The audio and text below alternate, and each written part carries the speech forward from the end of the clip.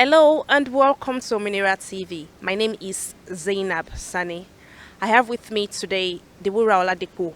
She is the Executive Director of Tech4Dev, a non-profit that focuses on using technology to solve the issues of unemployment and also foster financial freedom.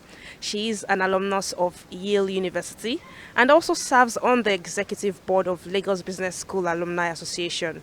Welcome to Minira TV, Diwura. Thank you, Zainab. All right, so Tech4Dev, behind every initiative, idea, and success story, there is another story, something that must have driven you to decide you want to start this initiative. What was it for you? So for us, it was in 2014 when the Ebola crisis was rampant in Nigeria. And one of the major challenges back then was how to disseminate information about Ebola. If someone had Ebola in your community, how could you report? If you wanted to prevent yourself from getting Ebola, how would you do that? The federal government did quite a lot, but there wasn't enough information still being disseminated. So we thought to ourselves to say, how can we help reach more people to ensure that the epidemic is being curbed? And then that's when we created a platform called stopebola.com, and we partnered with some media houses to help sort of push out the information about the platform. At the end of the Ebola crisis, we had about 1 million people visit the website.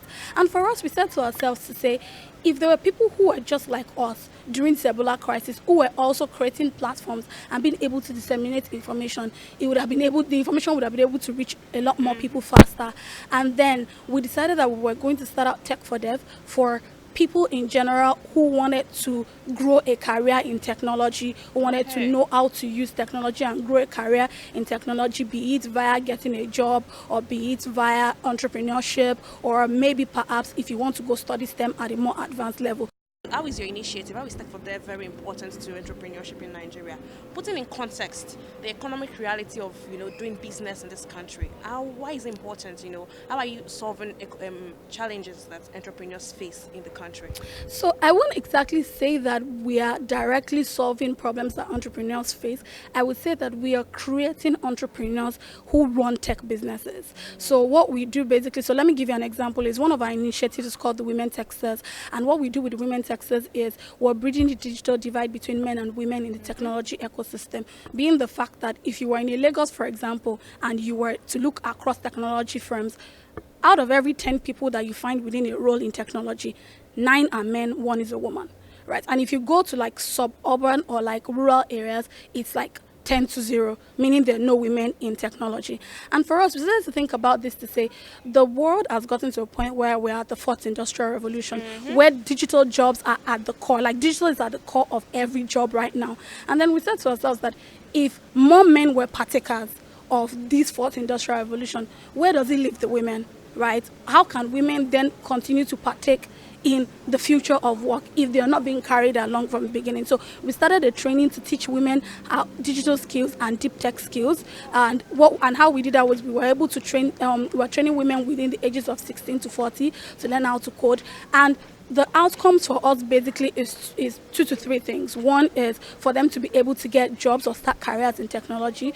2 is for them to become tech entrepreneurs. And then the 3rd one is for the women to go study STEM at a more advanced level. So zooming in on the entrepreneurship bit is, let me give you an example, is one of the women from our Ondo cohort recently just started a startup called GSAL, which is an augmented reality startup based off the knowledge that she had from the Nigerian Women Texas program.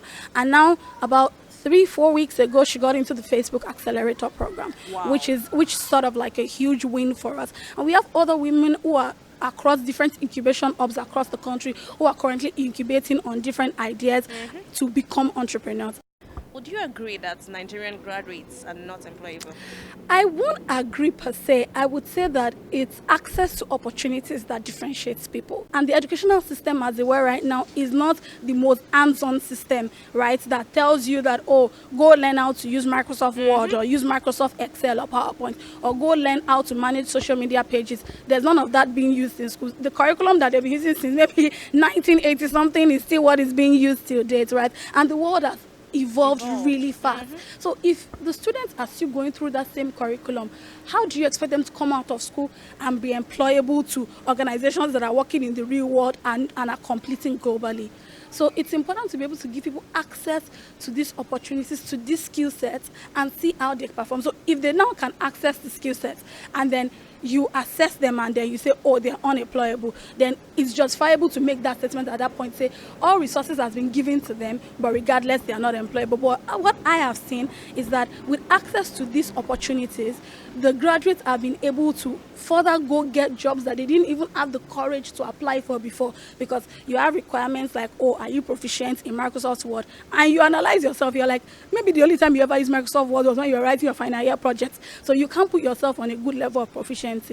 I like the fact that you are focused, you emphasized on women empowerment. Mm-hmm. How important, I just wanted to tell me, based on your experience with the socio-economic realities of Nigeria and many Nigerian women, how important is economic freedom for women to development of a country like Nigeria? So I will summarize that in an African proverb that I've gotten used to telling people about, which says that if you train a man, you train an individual, but if you train a woman, you train a nation. Some interchangeably use, if you educate a woman, you educate a nation. We've seen thus far, even with our programs, that for every woman that it is that we've trained, we've tend to, in quotes, see sort of 3x returns on those women, because those women have ability to directly influence the economy of their families, right, and direct economies of their communities. So when you teach a woman, for example, she's able to get access to more financial resources. She's able to get access to more financial resources. She can take care of her kids. She can send her kids to school. She can help them get to places that they never dreamt or imagined to be. And another thing we've seen about teaching or training women is that women are a lot more attentive. Women pay attention to detail. So there's a chance that for every woman it is that we've trained thus far and we've seen employed in places, most of them get retained after their internships, because those organizations have also come back to us to say these women are very detailed, right? And being detail oriented is very important in the workplace that we are today. Yes, and yes, that's very important for us. All right, thank you, Diwura, for joining us on Ominira TV. It was fantastic having you. Thank you so much, Zainab. Thank you so much for having me.